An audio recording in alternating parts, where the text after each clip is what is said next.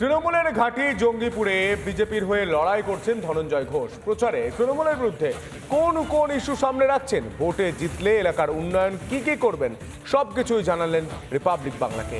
চলতে চলতে বলতে বলতে জোর কদমে প্রচার অভিযান শুরু করে দিয়েছেন জঙ্গিপুর লোকসভা কেন্দ্রের বিজেপি প্রার্থী ধনঞ্জয় ঘোষ। ধনঞ্জয় ঘোষ রঘুনাথগঞ্জ 2 নম্বর ব্লক এবং সাগরদিঘি ব্লকের বিভিন্ন প্রান্তে পৌঁছে যাচ্ছেন। এই মুহূর্তে আমি দেখতে পাচ্ছি সেই ছবি। ধনঞ্জয় ঘোষ এই মুহূর্তে রয়েছে, তিনি সাধারণ মানুষের কাছে যাচ্ছেন এবং তাদের অভাব অভিযোগের কথা শুনছেন। কি অভিযোগের কথা বলছে সাধারণ মানুষ? দেখুন, রামগঞ্জে যেভাবে মানুষের প্রাপ্য অধিকার থেকে তারা বঞ্চিত আছেন, যেভাবে রাস্তাঘাট বেহাল অবস্থা, যেভাবে এখনো বহু মানুষের বাড়ি হয়নি, যেভাবে এখনো পানীয় জলের সমস্যা, বিদ্যুতের সমস্যা, তাতে মানুষ বিক্ষোভে ফুটছে। মানুষ মনের মধ্যে ভরে নিয়েছেন এবার পদ্মফুলকে ভোট দেবে। মানুষ এবার মোদিজি যেভাবে গোটা ভারতবর্ষের বিভিন্ন লোকসভার উন্নয়ন হচ্ছে মোদিজির নেতৃত্বে, কাকা যেভাবে উন্নয়ন হচ্ছে, কিন্তু জঙ্গিপুর লোকসভার ক্ষেত্রে পুরো উল্টো।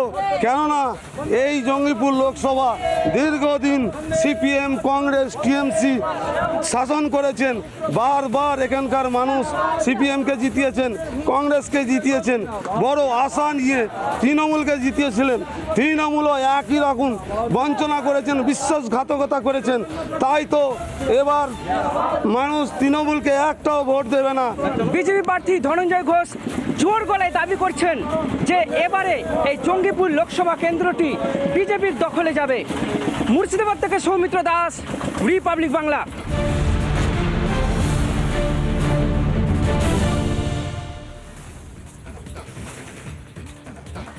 টাকার প্রলোভন দিয়ে তৃণমূলে যোগ দিতে চাপ। জলপাইগুড়ির খবর এটি। জলপাইগুড়িতে সেখানে সিপিএম এর পঞ্চায়েত সদস্যকে রীতিমতো হুমকি দেওয়ার অভিযোগ। তৃণমূলের বিরুদ্ধে ইতিমধ্যে থানায় অভিযোগ দায়ের সেই সিপিএম প্রার্থী। ভোটের মুখে টাকা দিয়ে বিরোধী পঞ্চায়েত সদস্যকে কেনার চেষ্টা তৃণমূলে। সিপিএম এর পঞ্চায়েত সদস্য দলের দ্বারস্থ পর্যন্ত হয়েছে।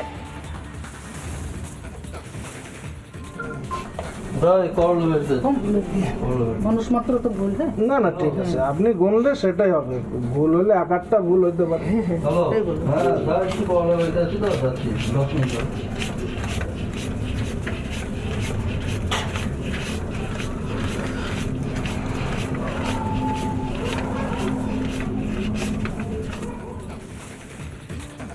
দেখতে পাচ্ছেন সেই ভাইরাল ভিডিও।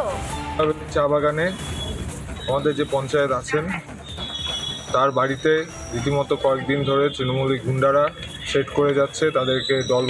তাকে দলবদল করানোর জন্য জোর চাপ দেওয়া হচ্ছে এবং তার সাথে তাকে বিভিন্নভাবে সেট করা হচ্ছিল। তো সে তো রুখে দাঁড়িয়েছে, কিন্তু এখন আজকে যে ঘটনাটা ঘটেছে, আজকে বিকেলবেলা তার বাড়িতে গিয়ে